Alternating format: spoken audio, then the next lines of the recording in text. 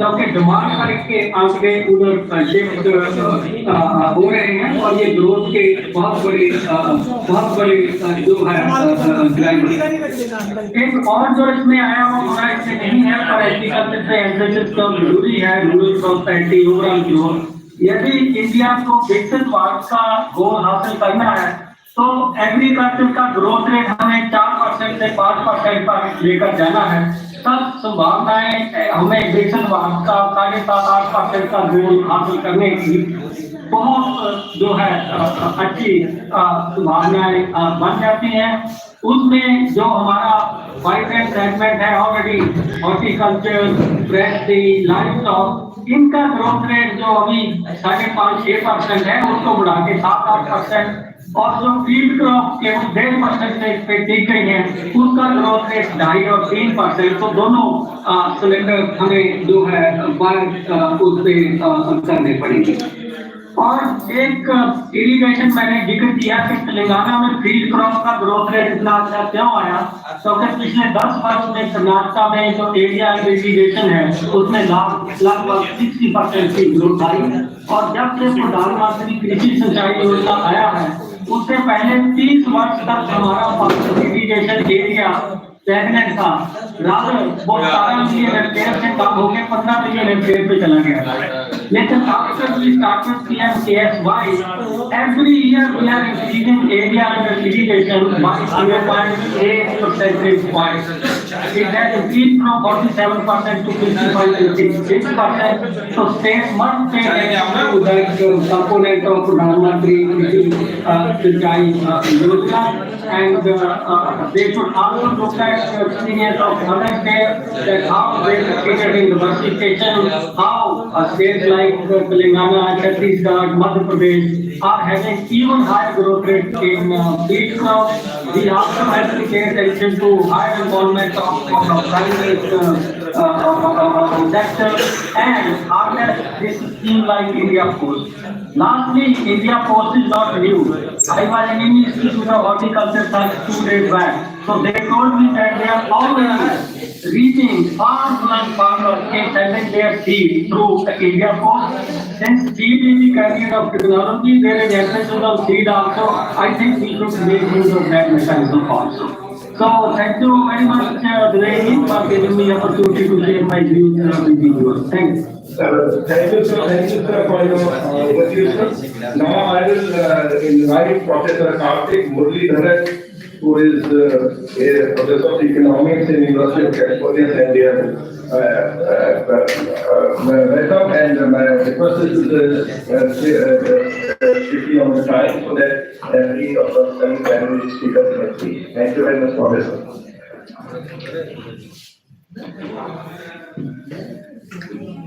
So you can unmute your start. I've just shared my slides. You see the slide? Yeah, we can see. Yeah. Just thank you. Okay, perfect. So thank you so much. So, what I'm going to do is, I think there are three big goals here, right? Which is improving productivity per worker, right? Obviously, we care about total output, but we also care about output per worker in both ag and non-ag. The importance of protecting the vulnerable and to bounce back from vulnerabilities and investing in the future. So I'm going to key ideas from recent research in each of these areas, and then happy to discuss the specific implications later. So I think the first key point here is in terms of agricultural productivity. We all know that mechanization is a key to boosting the productivity of workers. But a fundamental barrier to mechanization is the small size of Indian farms, which means most farmers cannot cover the fixed cost of capital when the farm size is so small. So one way to solve this problem is to have rental markets of capital, because you only need the equipment for 1 day or 2 days during the season. You don't need to own it, you can rent it. But the rental markets typically exist only for well-known and widely used forms of mechanization like tractors, but not for newer technologies. So, and in many ways, mechanization is also a way of embedding newer technologies, and so this is a key barrier to productivity. And one of the market failures challenge is that the market will provide, say, equipment, but will not cover the cost of training and will not wait for adoption to grow. Agricultural extension officers can provide training, but they have no capital to provide. So one promising idea here is to be able to converge the capital and the training using Panchayati Raj institutes and the agriculture extension officers to create rental markets for agricultural equipment. And this is exactly kind of the study that was done by my PhD students that just finished, and it's done in close collaboration with the agriculture department of the government of Telangana. And what that study does is it uses this approach to test the impact of adopting drum seeders, which is a way to avoid the cost of manual transplanting. So this is directly seeded rice. So here is a very, very simple picture that explains what it does. So as you can see, on the left-hand side is your traditional back-breaking manual transplantation, which is still, seen in a vast majority of rice cultivation across India. And what you see on the left is a very, very simple technology. This is not very expensive. It costs about 3,000 rupees. And the basic idea is that because you put the seeds inside this drum seeder and roll it across the field, it kind of gets you the equal spacing of where the rice seed is dropped, which means it dramatically reduces the labor cost needed for transplantation, and it estimates to save about 20%. Okay? So, but the reason the take-up is very, very low, like I said, is it still requires a little bit of training to farmers, and the training has to be provided with access to the capital. So what the program did was essentially this program, the students worked closely with about 205 treated villages and 70,000 farmers in Telangana, and the results were quite encouraging, which is this rental program. You could see that going through the Sarpanch office increased the salience of the drum seeders in the community. So in the Gram Sabha discussions, when you code up the topics that are being discussed, the drum seeders discussion went up to 19% to 35%. It increased the attendance at any other extensionist demonstration from 32 to 46%. It tripled the adoption of the drum seeders, leading to 44 more acres of drum seed and rice. It decreased the days of hired labor by 7% without impacting yields or other expenses, and it increased the rice farmers' profit by about 8%. Okay? So this is all the good news on the productivity side.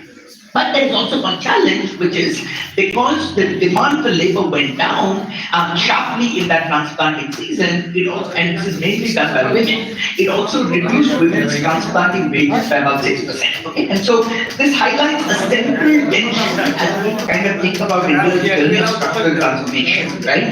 And that tension is at one level you have to boost productivity, because the only way to get rich is by increasing productivity per worker.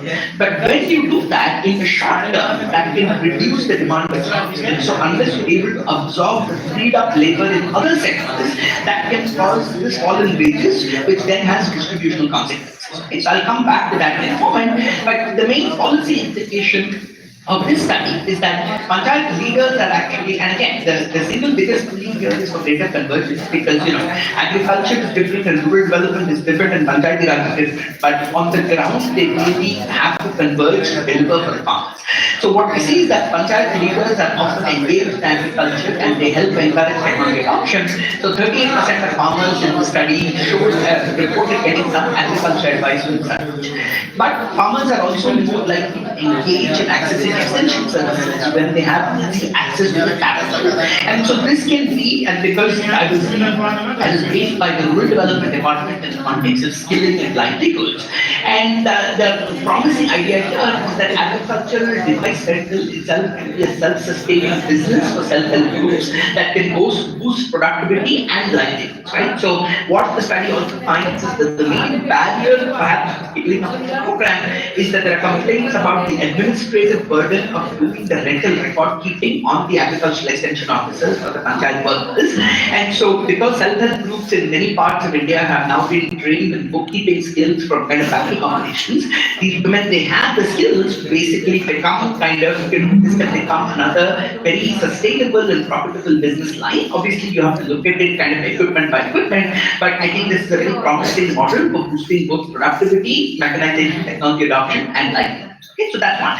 So let me just quickly say two more things. Okay, the first thing, the second is now kind of remember the challenge I talked about the technical displaced workers, right? And I want to just highlight and reinforce the centrality of NREGS for inclusive rural prosperity, right? So the core challenge is productivity went up from the mechanization, but the benefits went to the landowners with the wages going down.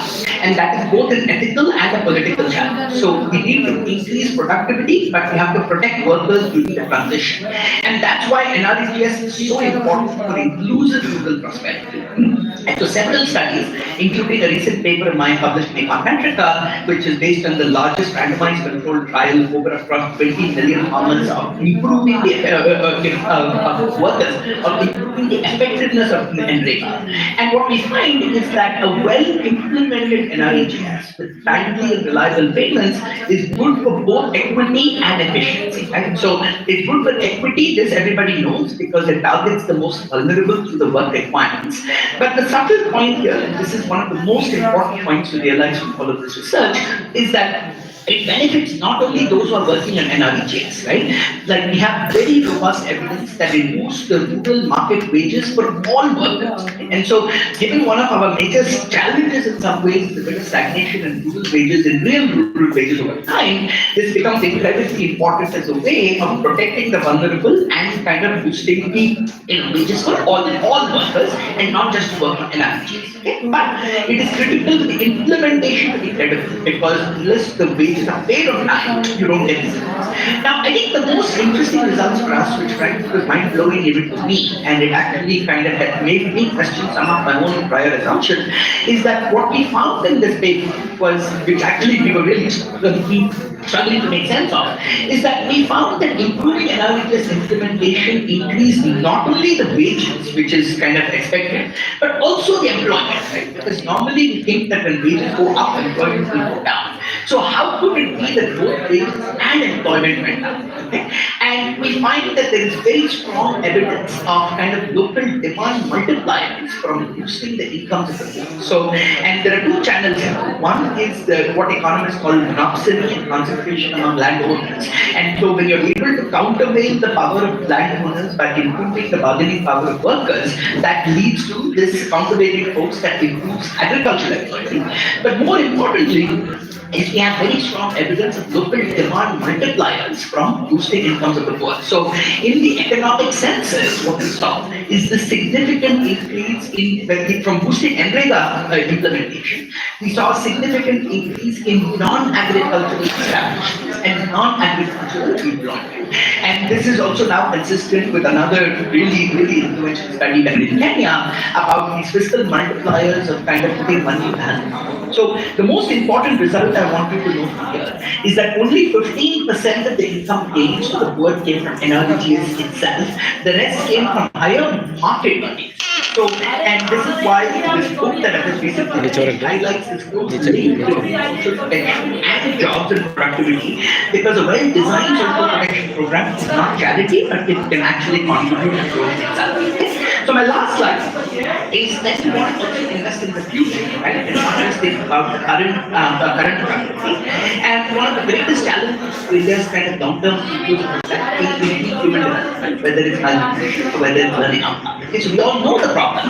The problem is that we need evidence-based ideas that are both effective and cost-effective, given the fiscal constraints that we're operating under. And the good news is that we have one such very highly promising idea. And this is again the result of a large-scale randomized controlled trial that I did before this time in partnership with the government of Tamil Nadu. And these are all JPAL partnerships, right? We were on the call. And so here we evaluated the impact of several approaches to improving early childhood development in the ICDS. We kind of, we put an extra worker, we provided kind of a glass of milk in the morning, we increased the wages of the existing worker. And what we found was that by far the most effective idea was to hire an extra worker on a half-day shift, just 4 hours a day, focused on preschool education. And what we found is that because this poor Anganwadi worker, like she's been described as like the Ma Durga of our early childhood system, because she's juggling so many roles between preschool education, maternal counseling and visitation, nutrition education, record keeping, maintaining various inventories. So what we found is that putting an extra half-time staff member led to a doubling of instructional time, a substantial increase in learning outcomes, and one of the most kind of meaningful reductions in stunting and malnutrition that I have seen in this space. And so based on the global estimates of the long-term returns to improving early childhood kind of development, we estimate that the present discounted return on investment doing this is about 12 1,000%, which is 12 to 20 times the cost, right? So the evidence is there, it's very robust and published again in one of the top journals in economics. So the question now is, how can we take this and scale? Now, the study is highly suggestive, but I would not recommend that we scale nationwide overnight, because Tamil Nadu has a relatively well-functioning ICDS system. So we need a lot more pilots and evaluation across India. So one obvious approach to scaling is via WCD, and we are already in those conversations. But because my brief here was to think about SNGs and think about how they can contribute, it felt like another very obvious channel here is the SNGs, like a mean to kind of become a pathway to scaling, because it would be difficult to identify kind of a 12-pass young girl like a team in the SNG and upskill them like a team to become part of the service provider, and then you can also get greater convergence, and the budget needed to do this through kind of the SNGs might be even lower than what is needed if you formally hire an external body worker. And so to be honest, part of the key challenge and concern the government officials have when I present the results is the Tamil Nadu results were based on kind of hiring on a 2-year contract for about 4 hours. But if you were to hire a full-time worker for 30 years, then they worry about whether you will get the same gains. So when you go through SNGs, you may have the ability to augment the staffing, converge with PRIs, and also have more accountability. Okay, so let me stop there and look forward to discussing. Thank you. Thank you very much, Professor Mojit, for the insightful intervention. Now I will welcome Shri Bhavna Yadav, CEO of Codes Agro Limited. May I ask you to send you a please.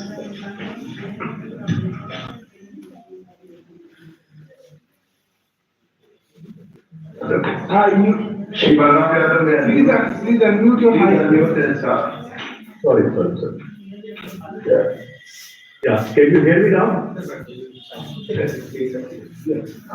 हम बलराम सिंह यादव है, मैं गोदरेज एग्रोवेट का MD हूँ। हमारी company largest producer of animal feed है, cattle, poultry, aqua में largest process chicken player है। दूध के अंदर साउथ इंडिया में प्रेजेंट है। ऑयल फार्म प्लांटेशन में हम नंबर 1 है और टॉप 10 कंपनीज में एग्रीकेमिकल में है। जैसा हम सुन चुके हैं कि लाइफ स्टॉक सेक्टर का बड़ा फास्ट ग्रोथ है। I want to give you a relative idea of how we have grown from 2000 to 2023. Population has grown by 51%, food grain by 67%, fruits and vegetables by 134%, milk by 185%, eggs by 272%, chicken more than 1000%. 2000 to 2024, we are 10x of chicken production in this country.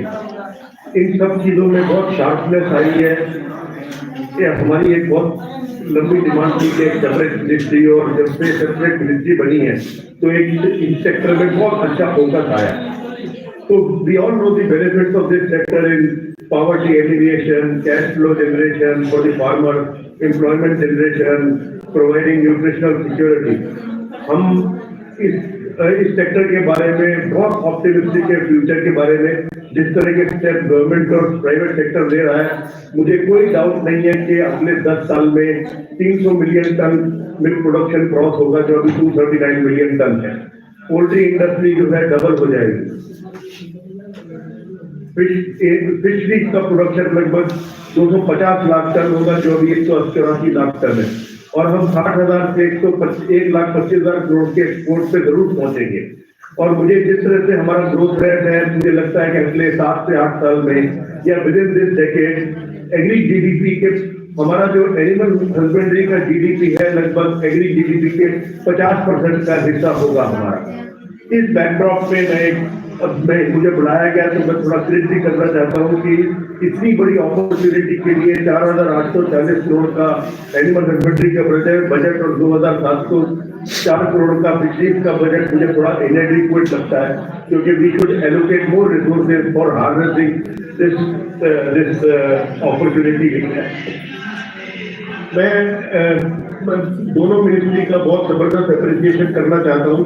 मुझे ये opportunity मिल रही है क्योंकि कुछ ऐसे initiative हैं जैसे animal husbandry infrastructure fund, agricultural infrastructure fund, fisheries infrastructure fund, जिसका हम प्रभाव जो है अपने सेक्टर में बहुत देख रहे हैं। हमने, हमारे पार्टनर ने, हमारे फार्मर्स ने इन सब फंड्स का यूटिलाइजेशन किया और मैं कहना चाहता हूँ और मैं कांग्रेचुलेट करना चाहता हूँ, थैंक यू करना चाहता हूँ पॉलिसी मेकर को कि इन फंड को एक्सेस करने में बहुत ईज है, सब कुछ ऑनलाइन होता है, इंटरेस्ट सब्वेंशन स्कीम है, ये कोई सब्सिडी स्कीम नहीं है, तो इससे बहुत फायदा हो रहा है। एक स्कीम जो प्रधानमंत्री मत्स्य संपदा योजना है, उसका अगर आपको इफेक्ट देखना है तो आपको यूपी में देखना चाहिए। एक टाइम ऐसा था 10 साल पहले कि सारा इंडियन फिशरी जो था आंध्र प्रदेश में प्रोड्यूस होता था। अब UP is becoming one of it is going to become one of the biggest state for production of Indian fisheries. आपको ये जान के सरप्राइज होगा कि लगभग 6 फ्लोटिंग फिश फीड के प्लांट जिनका कॉस्ट लगभग 600 से 800 करोड़ के बीच में इन्वेस्टमेंट है, वो यूपी में आ रहे हैं। जो एक लिमिट एनहेंस किया है किसान कृषि कार्ड का, वो भी बड़ा इंपॉर्टेंट इनिशिएटिव है इस बजट में, उसका भी हम सराहना करते हैं क्योंकि उससे एनिमल फीड के एनिमल एग्रीकल्चर के फार्मर्स को फायदा होगा जिनका वर्किंग कैपिटल रिक्वायरमेंट ज्यादा है। इसके अलावा Rashtriya Gokul mission, nation wide artificial programme, mobile IVF technology, sex sorted semen, ये सब इनिशिएटिव जो है ये बहुत अच्छी डायरेक्शन में, लेकिन इन सबको एक्सेलरेट करने की और ज्यादा रिसोर्सेज देने की जरूरत है। थोड़ा सा मैं एम्फसाइज करना चाहता हूँ कि जहाँ हमें एक बहुत जबरदस्त फोकस और बहुत गौर फुटिंग पर काम करना चाहिए, एक डिजीज प्रिवेंशन एक ऐसी एरिया है हमारे सेक्टर में जिसके ऊपर प्राइवेट और पब्लिक पार्टनरशिप जो है बहुत बढ़नी चाहिए। डिजीज प्रिवेंशन ब्रोवाइन के अंदर भारत सरकार का बड़ा जबरदस्त काम है। लंपी स्किन डिजीज एक एग्जाम्पल है कि उसको हमने विद इन 1 ईयर एलिमिनेट कर दिया। FMD वैक्सीनेशन बहुत अच्छा हो रहा है, लेकिन पोल्ट्री के अंदर जो हैवक बर्ड फ्लू की वजह से आता है जिससे 15 से 20 लाख करोड़ का नुकसान होता है इंडस्ट्री को because of morbidity, mortality as well as market prices going down because of I would say consumers going away at the time of bird flu. इस LPI HPI को करने के लिए वैक्सीनेशन प्रोग्राम की जरूरत है। I am thankful to the government for allowing LPI vaccination to produce in this country, but it is a very small step towards making India free from bird flu, तो इसके ऊपर ध्यान देना चाहिए। दूसरी चीज मैं बात करना चाहता हूँ इन विट्रो फर्टिलाइजेशन की, एम्ब्रियो ट्रांसफर टेक्नोलॉजी की। ये एक नई पद्धति है, नई टेक्निक है जिससे बहुत बड़ा फायदा होने वाला है। एम्ब्रियो ट्रांसफर टेक्नोलॉजी से जो आर्टिफिशियल इंसेमिनेशन में 4-5 साल में जो काम होता है